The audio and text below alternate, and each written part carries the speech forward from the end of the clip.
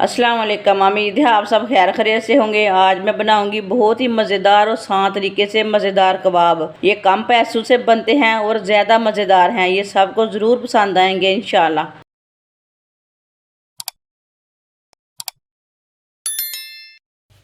आधा किलो फूल गोभी, इसे ना मैंने अच्छी तरह वॉश कर लिया है। फूल गोभी को इसे कद्दूकस कर लेंगे।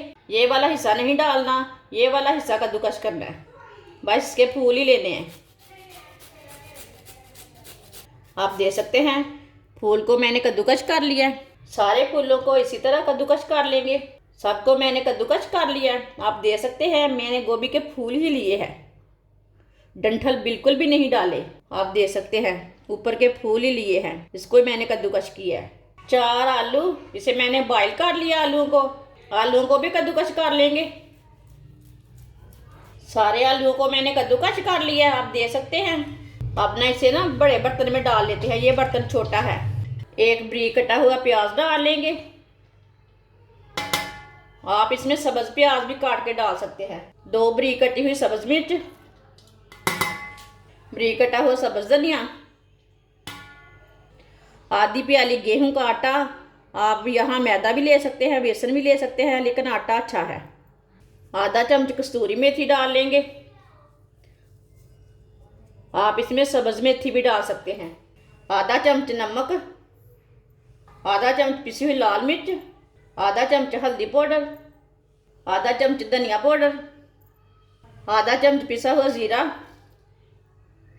सब चीज़ों को अच्छी तरह मिक्स कर लेंगे। इसे ना अच्छी तरह मिक्स करना, पानी बिल्कुल भी नहीं डालना।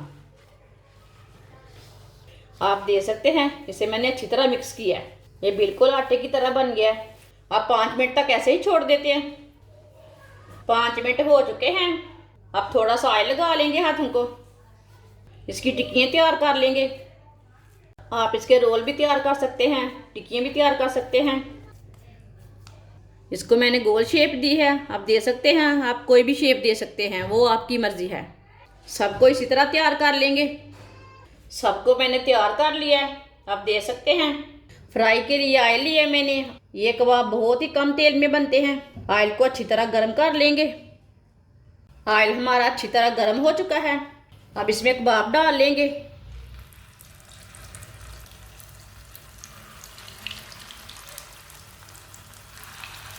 इसको ना साथ में नहीं डालना, थोड़ी सी स्पेस रखनी है।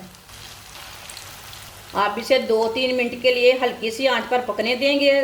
फुल आंच नहीं करनी चूल्हे की, नहीं तो अंदर तक कच्ची रह जाएंगी, ऊपर से पक जाएंगी। 3 मिनट हो चुके हैं। आप इसे उल्टा लेंगे। इसी तरह इसे आराम से उल्टाना, टूटने नहीं देना।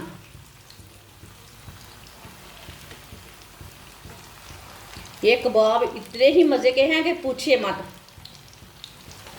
आप सब कबाबों को भूल जाएंगे। एक बार ये वाले कबाब बना के तो देखें, ये बहुत ही ज़्यादा मज़े के हैं। आप ज़रूर एक बार लाजमी ट्राई करें। अब ये वाली साइड से भी मीडियम आंच पर 3 मिनट तक पका लेंगे। ये वाली साइड से भी 3 मिनट हो चुके हैं। आप दे सकते हैं दोनों साइड से ना कितने ही अच्छे पके हैं। अब ऐसे ही इसे उल्टाते हुए ब्राउन कर लेना। जिधर से कच्चा लगे उधर से उल्टा के पका लेना। ये बहुत ही आसान तरीका है गोभी के कबाब बनाने का।